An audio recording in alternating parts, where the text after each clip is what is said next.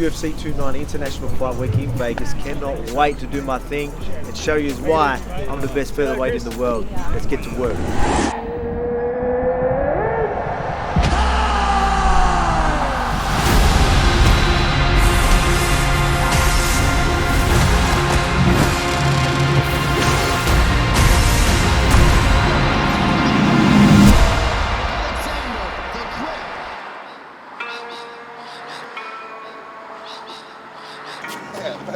I told you gotta watch that guy. Fucking dog.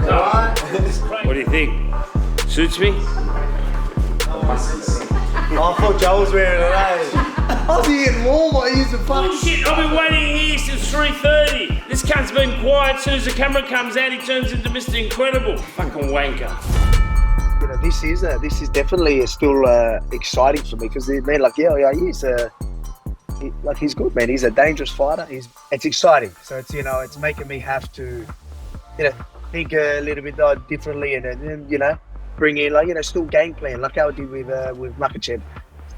Bring certain guys in and focus on certain things and so I can get a good feel, a good understanding, be comfortable. Just little things like that. It's cool. But again, like when we're doing sparring and bringing people in, like obviously you're bringing your Craig Joneses because people are going to try and figure me out, right? And then think that, we got him figured out. It's like, well, no one's got me figured out more than my own training partner.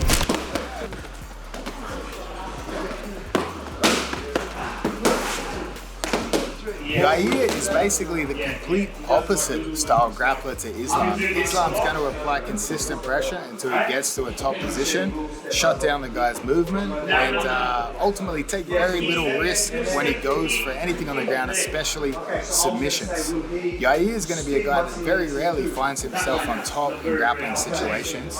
He's basically going to concede to more typical jiu-jitsu style positions, particularly closed guard.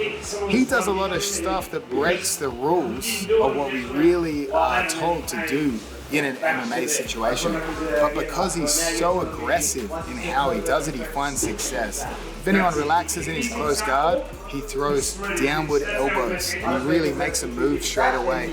If they posture up, he won't just throw up kicks, but he'll throw upward axe kicks. So he'll hit guys at a range they're not used to. So he puts guys in a panic state, and then he catches triangles, arm bars, and he'll even catch these from positions that are outside the norm. In a side control position, you might grab a glove, obviously grab a glove in a legal way, and use half grandies to shoot submissions again. He's really so aggressive with the submissions, guys have no room to just relax on the ground. Really, a lot of guys will shoot a double end up in closed guard and rest and really ride out the rounds. Yair won't let them do that. He's basically like very similar to Tony Ferguson in how he plays closed guard with strikes.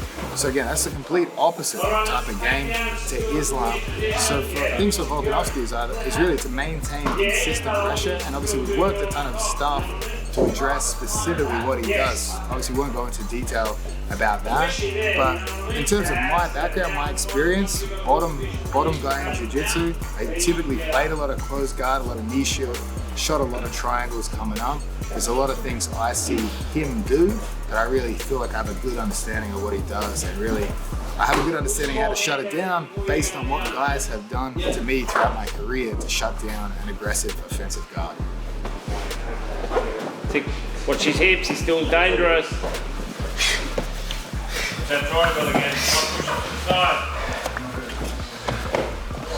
No, don't worry about that. And then you start going. It's like, oh, no, I'm going easy. So you're like going gentle, grab a hold, and then just go.